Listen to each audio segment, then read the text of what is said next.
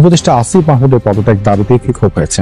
ঢাকা দক্ষিণ সিটির মেয়র হিসেবে ইশরাক হোসেনকে দায়িত্ব বুঝিয়ে না দেওয়ায় উপদেষ্টা আসিফ মাহমুদকেই নগর ভবনে অবাঞ্ছিত ঘোষণা করেছেন তারা।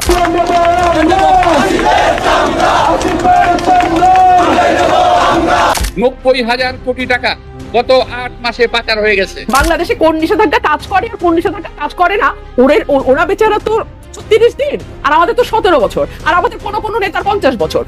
এই দেশে আওয়ামী লীগের অনেক সমর্থক আছে এখন পর্যন্ত। আমি বলছিলাম যে ভাই আওয়ামী লীগ কান্দে উঠাই পারেন, আওয়ামী লীগ ভোট আছে, এর শিকড় অনেক গভীরে। বর্তমানে দেশের রাজনৈতিক অস্থিরতা ক্রমেই বৃদ্ধি পাচ্ছে। অন্তর্বর্তীকালীন সরকার থাকার সত্ত্বেও ন্যায় ও সুবিচার প্রত্যাশা পূরণ হচ্ছে না, এমনই অভিযোগ তুলেছেন সাধারণ জনগণ থেকে ছাত্র সমাজ। অন্তর্বর্তীকালীন সরকারের দায়িত্ব থাকার পরেও বিভিন্ন বৈষম্য করে উপদেষ্টাদের কর্মকাণ্ডের কারণেই আবারও আওয়ামী লীগ পুনর্বাসন হতে পারে। আওয়ামী লীগ নিষিদ্ধ করে লাভ হয়েছে কি? কোনো কিছু লাভ হয়নি। এই আওয়ামী লীগ আবার আসবে, মানে আমার মনে হইতেছে কি আন্দোলন করাটাই ভুল হয়েছে, কারণ আগেও যেমন দেশের অবস্থা ছিল এখন তার চেয়ে দ্বিগুণ খারাপ হয়েছে। যে আন্দোলনের লক্ষ্য ছিল একটি বৈষম্যহীন রাষ্ট্র গঠন করা, আর সেই আন্দোলনের ফসল হিসেবে গঠিত হয় অন্তর্বর্তীকালীন সরকার। কিন্তু দুঃখজনকভাবে সেই সরকারের অধীনেও নানা রকম বৈষম্য শিকার হওয়ার কারণে সাধারণ জনগণ তাদের দাবি নিয়ে রাজপথে আন্দোলন করছে। এই এনসিপির অবস্থা আরো ভীষণ খারাপ হবে। আওয়ামী লীগের অবস্থা কি খারাপ হয়েছে, এর চেয়ে বড় খারাপ হবে। উঠে আসা বিপ্লবী, জুলাই আগস্টের বিপ্লবীদের যদি এনসিপি জায়গা স্পেস না দেয়, তাদের যদি অবমূল্যায়ন করে, এনসিপি অস্থির ধ্বংস হয়ে যাবে।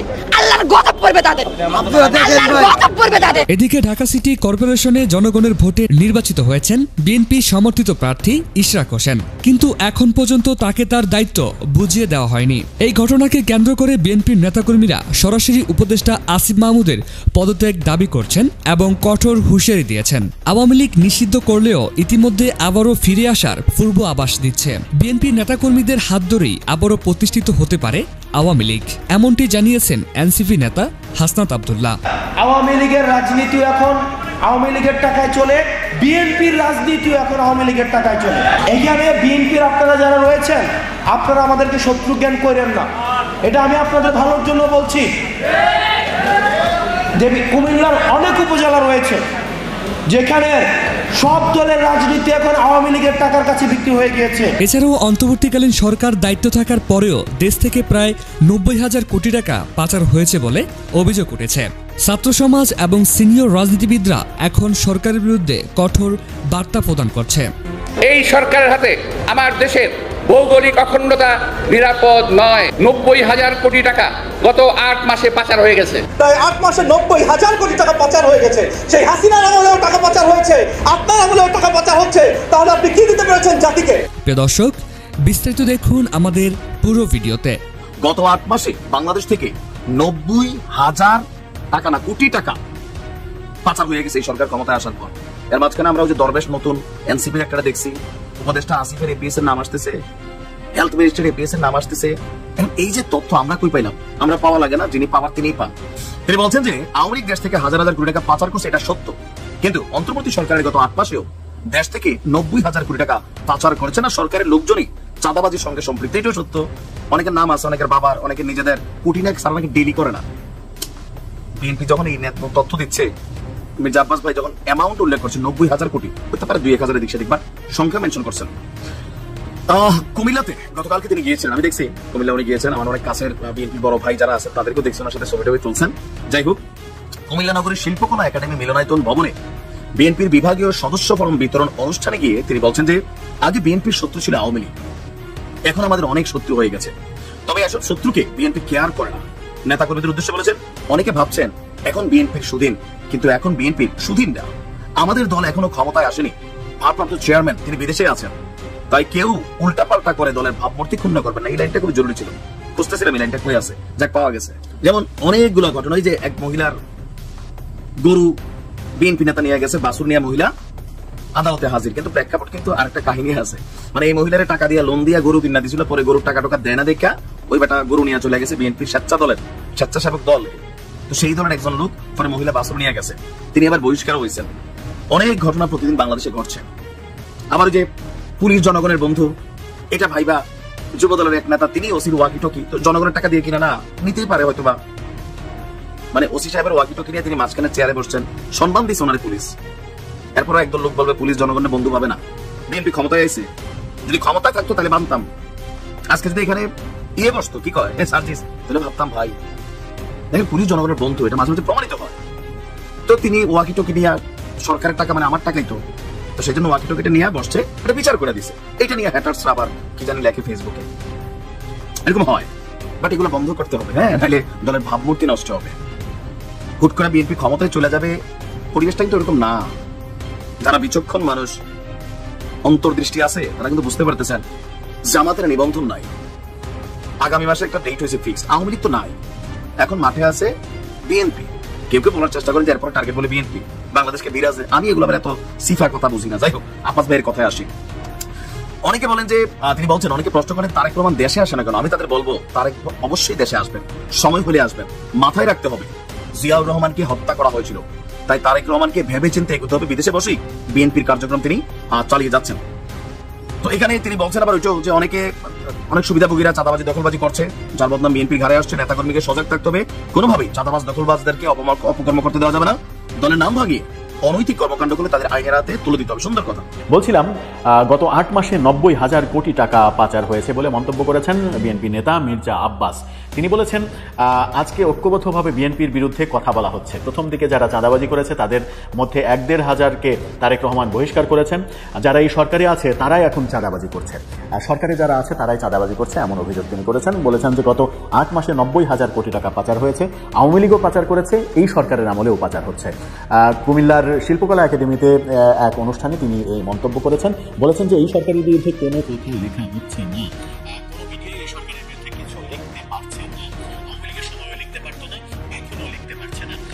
তিনি আরো বলেছেন, শুধু আওয়ামী লীগই নয়, এখন বিএনপির শত্রু সবাই, কারণ অন্য দলসহ এই সরকারও নিশ্চিত বিএনপি ক্ষমতায় আসবে, তাই নির্বাচন দেওয়ার কথা বলা যাবে না, অর্থাৎ বিএনপিকে ক্ষমতায় আসতে দেওয়া হবে না, সেই কারণেই সরকার নির্বাচনটা ডিলে করছে, এমন কথা বলেছেন। ৯০,০০০ কোটি টাকার যে তথ্য তিনি দিয়েছেন, সেই তথ্যের পাশাপাশি আমরা শেয়ার বাজার থেকে হাজার হাজার কোটি টাকা গায়েব হয়ে যাওয়ার খবরও নানা দিকে দেখছি।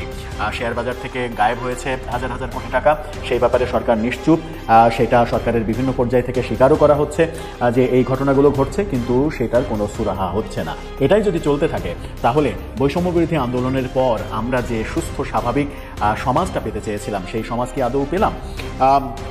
তিনি মির্জা আব্বাস মজার একটা কথা বলেছেন যে আগে কুকুরের মুখে ছিলাম, ভয়টা কম ছিল, এখন আমরা বাঘের মুখে পড়েছি। জনগণের ভোটের অধিকার নিশ্চিত করতে হবে।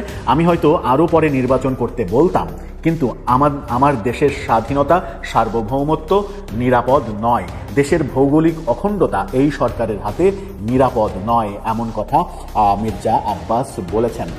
এই স্বাধীনতা, সার্বভৌমত্ব, ভৌগোলিক অখণ্ডতা নিরাপদ নয়, এই প্রসঙ্গেই চলে আসে করিডোরের প্রসঙ্গ।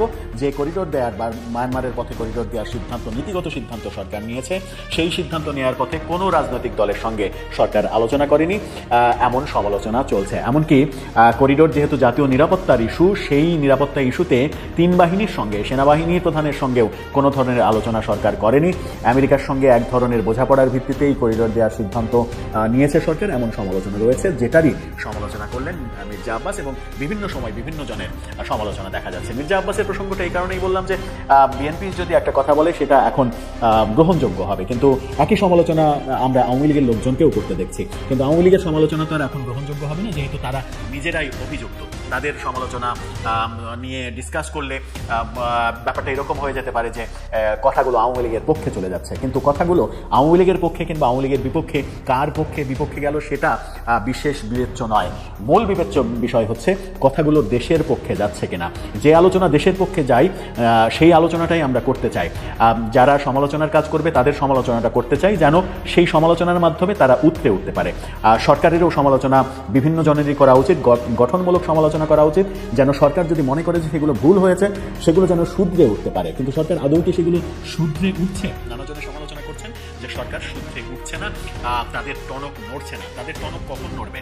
সবকিছু শেষ হয়ে যাওয়ার পরে টনকটা নড়বে, নাকি তারা জেগে জেগে ঘুমানোর এক ধরনের ভান করছেন? অবস্থাটা কি, কোন দিকে যাচ্ছে? দেশের নিরাপত্তা ব্যবস্থা যখন ভেঙে পড়েছে, ঢাকা শহরে শুধু আন্দোলন আর আন্দোলন, রাস্তা অবরোধ, এটা ওটা সব মিলিয়ে দেশের চিন্তা, দেশের অগ্রগতির চিন্তা বহু ক্ষেত্রে কর্মক্ষেত্র নষ্ট হয়ে গেছে, সাংস্কৃতিক অঙ্গনে হতাশা নেমে এসেছে। সিনেমা নাটকের অবস্থা একেবারে মাটির সঙ্গে মিশে যাওয়ার মতো অবস্থা। শিল্পকলা আক্রান্ত হচ্ছে, সিনেমার শুটিং আক্রান্ত হচ্ছে, নাটকের শুটিং আক্রান্ত হচ্ছে। সেলিব্রিটি ক্রিকেট লিগ হলে সেটাকে অশ্লীলতার দায়ে কোর্টে যে রিট করা হচ্ছে, কারণ সেলিব্রিটি মেয়েরা কেন ক্রিকেট খেলবে, তারা কেন টি শার্ট পরবে, এই ইস্যুতে কোর্টে গিয়ে রিট করা হচ্ছে। নানা কিছুই হচ্ছে। অভিনেতা অভিনেত্রীদের রাস্তাঘাটে হেনস্থা করা হচ্ছে, আওয়ামী লীগের দোসর ট্যাগ দেওয়া হচ্ছে, অনেক কিছুই আমরা দেখছি। কিন্তু অনেক কিছু দেখার মধ্যে সেইগুলো বৈধতা পাবে যেগুলোতে যে মানুষগুলো অন্যায়ের সঙ্গে জড়িত, দুর্নীতির সঙ্গে জড়িত। কিন্তু যারা অন্যায়ের সঙ্গে জড়িত না, দুর্নীতির সঙ্গে জড়িত না, তাদেরকে ঢালাওভাবে একেবারে পাইকারি দরে আপনি কথা বলবেন, আবার নিজেদের অবস্থাটা ঠিক রাখবেন না, নিজেদের কার্যক্রমগুলো ঠিক রাখবেন না, তাতে দেশের ক্ষতি হয়, দেশের ক্ষতি হচ্ছে। দর্শক, আপনার কি মনে হয় সব মিলিয়ে আমরা কোন পথে যাচ্ছি? কিংবা মির্জা আব্বাস যে 90,000 কোটি টাকার কথা বললেন, এটা যদি সত্য হয় তাহলে আমরা কোন রাজ্যে আসলে বাস করছি? আপনার মতামত জানিয়ে লিখতে পারেন আমাদের কমেন্ট বক্সে।